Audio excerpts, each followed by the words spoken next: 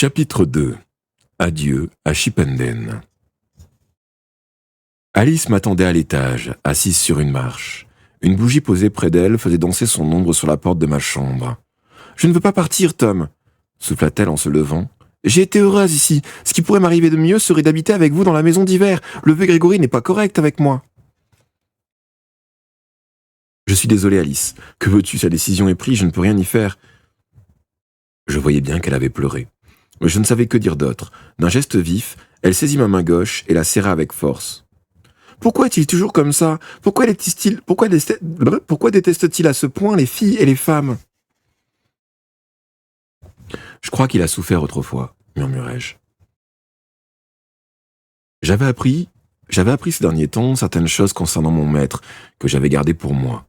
« Écoute, Alice, repris-je, je vais te confier un secret. Si tu me jures de ne jamais le répéter à quiconque, l'épouvanteur ne doit pas savoir que je te l'ai dit. »« Je te le jure !» fit-elle les yeux brillants. « Bon, tu te souviens le jour où il m'avait emprisonné au fond d'une fosse, à notre retour de Prieston ?»« Ah, tu te souviens le jour où il voulait t'emprisonner au fond d'une fosse, à notre retour de Prieston ?»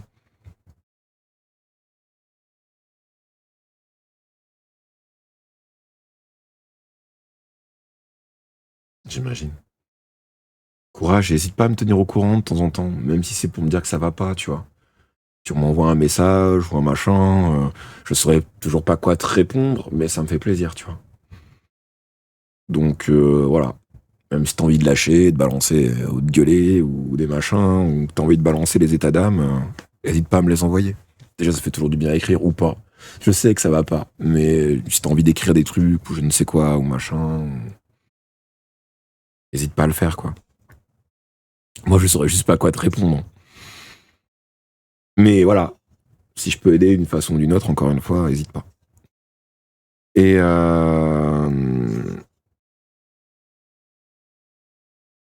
donc, bon, tu te souviens du jour où il voulait t'emprisonner au fond d'une fosse à notre retour de Prieston ? Elle acquiesça. Mon maître se débarrassait des sorcières en les enfermant vivantes dans un puits. Alice aurait bien failli subir un sort identique, même si elle ne l'avait pas mérité. Tu te souviens de ce que je lui ai crié alors ? Oh, je n'ai pas très bien entendu. Je me débattais, j'étais terrifiée. En tout cas, tes paroles ont été efficaces, car il a aussitôt changé d'avis. Je t'en suis à jamais reconnaissante. Je lui ai seulement rappelé qu'il n'avait pas enfermé Meg dans un puits. Il ne pouvait donc t'y mettre toi. Meg ? Qui est-ce ? Je n'ai jamais entendu ce nom. Meg est une sorcière. J'ai découvert son existence en lisant le journal de l'épouvanteur. Jeune, il est tombé amoureux d'elle. Je crois qu'elle lui a brisé le cœur. Et qui plus est, elle habite quelque part du côté d'Anglezark. Meg comment ? Meg Skelton. Non, c'est impossible. Impossible. Meg Skelton venait d'un pays étranger. Elle y est retournée. Il y a des années, tout le monde le sait. C'était une sorcière Lamia et elle voulait rejoindre les gens de son espèce. J'avais beaucoup appris sur les Lamia grâce à un des livres de la bibliothèque. La plupart d'entre elles étaient originaires de Grèce, où ma mère avait vécu. À l'état sauvage, ces créatures se nourrissaient de sang humain. Tu as raison, Alice. Elle n'est pas née dans le comté, mais j'ai cru comprendre qu'elle était toujours ici, et que l'épouvanteur comptait la voir cet hiver. Autant que je sache, elle est dans sa maison et... Oh, ne sois pas idiot, Tom, c'est une blague. Quelle femme saine d'esprit voudrait vivre avec lui ? Oh, il n'est pas si désagréable, Alice, protestai-je. Voilà des semaines que nous partageons sur nos quotidiens, et nous avons été heureux.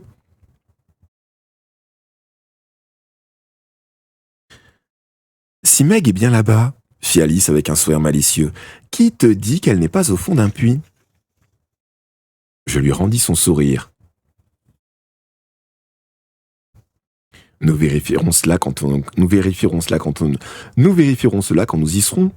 Non, Tom, tu vérifieras. Moi, je vivrai ailleurs, ne l'oublie pas. Heureusement, Adlington n'est pas loin d'Anglezark. Tu n'auras pas trop à marcher pour venir me voir. Tu viendras, Tom, hein ? Tu feras ça pour moi. Ainsi, je me sentirai moins abandonné.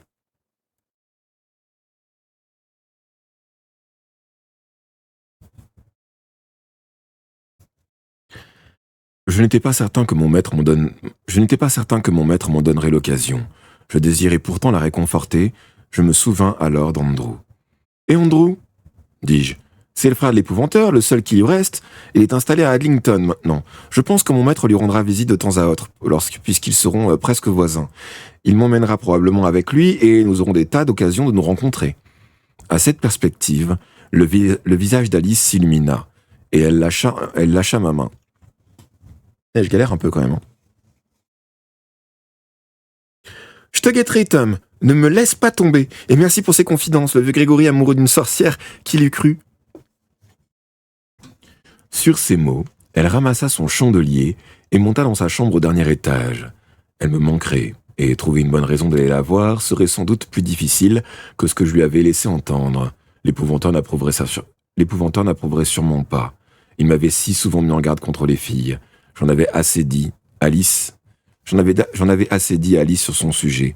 Trop, peut-être. Et puis, il n'y avait pas que Meg dans le passé de mon maître. Il avait eu une relation avec une autre femme, une certaine Emily Burns, la fiancée d'un de ses frères. Celui-ci était mort à présent, mais le scandale avait profondément divisé la famille. Émilie, à ce qu'on racontait, demeurait encore près d'Anglezark. Une histoire étant toujours à double face, je ne me serais pas permis de juger l'épouvanteur sans en savoir davantage. Ce qui était sûr, c'est que cet homme avait beaucoup vécu.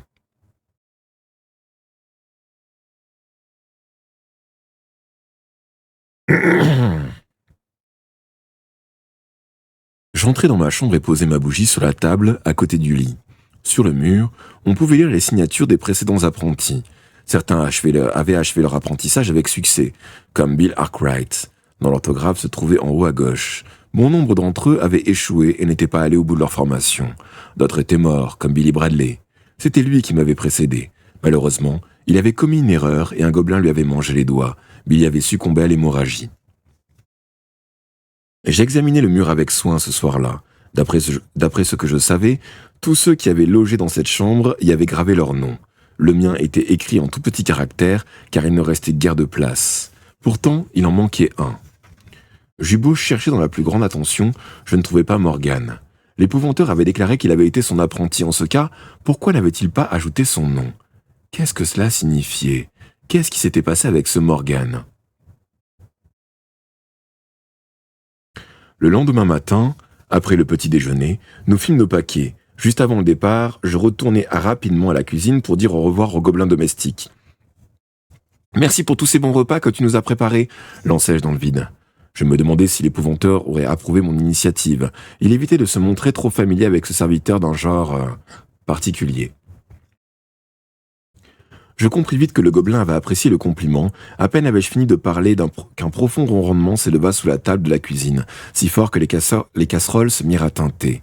Le gobelin restait le plus souvent invisible. À l'occasion, il prenait l'apparence d'un gros chat roux. Après un instant d'hésitation, je rassemblai mon courage, car je n'étais pas sûr de la réaction de la créature et poursuivis. Je suis désolé de t'avoir fâché hier soir. Je remplissais simplement ma tâche, et est-ce cette lettre qui t'a troublé? Le gobelin ne pouvait pas parler. Aussi n'attendais-je pas une réponse articulée. Seule une intuition m'avait poussé à poser la question. Il m'avait semblé que c'était la bonne chose à faire.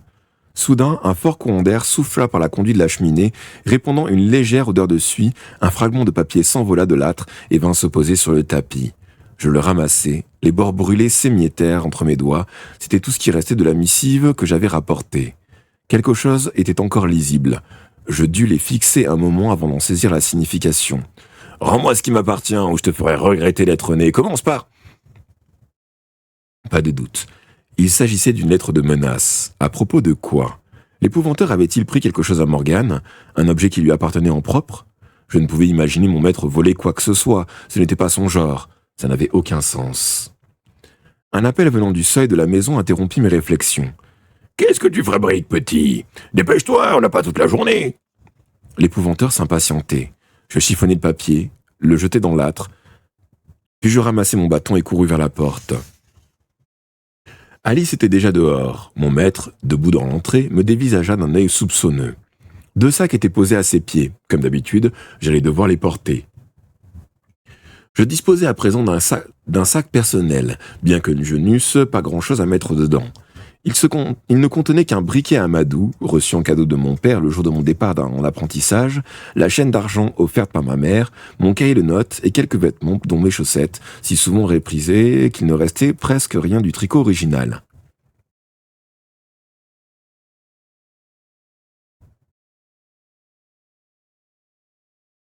Non, non, puisque du coup le message est adressé à l'épouvanteur.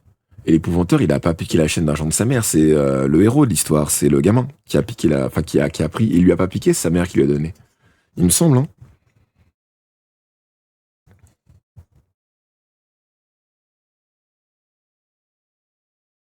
L'épouvanteur m'avait acheté un gilet en peau de mouton, très chaud, que j'avais mis sous mon manteau. J'avais également mon propre bâton que mon maître avait taillé lui-même dans une branche de sorbier, un bois efficace contre la plupart des sorcières. En dépit de sa défiance envers Alice, l'épouvanteur s'était montré généreux. Elle avait aussi eu droit à son manteau d'hiver, en laine noire, muni d'un capuchon qui lui descendait aux chevilles. Monsieur Grégory lui paraissait insensible au froid. Monsieur Grégory, lui, paraissait insensible au froid. Il portait le même manteau été comme hiver. Si sa santé n'avait pas été brillante ces derniers mois, il semblait parfaitement remis et plus solide que jamais. Il tourna la clé dans la serrure et, plissant les yeux dans la lumière du soleil hivernal, partit à vive allure. Je ramassai les 2 bagages et m'élançai derrière lui, Alice sur mes talons. « Au fait, petit !» me lança l'épouvanteur par-dessus son épaule. « En descendant vers le sud, nous passerons par la ferme de ton père. Il me doit encore 10 guinées pour solde de ton apprentissage. » J'étais triste de quitter Chipenden. Je m'étais attaché à cette maison et à ses jardins. Et l'idée d'avoir bientôt séparé... et l'idée d'être bientôt séparé d'Alice me navrait. Au moins, j'aurais la chance de voir papa et maman. À cette perspective, mon cœur bondit de joie et j'allongeai le pas avec une énergie renouvelée. Bienvenue à toi, oui, toi qui viens de t'abonner. Et merci Tam. Du coup, installe-toi confortablement en espérant que tu te sentiras bien ici. Merci beaucoup de nous avoir rejoints. Ah, attends. Je réfléchis.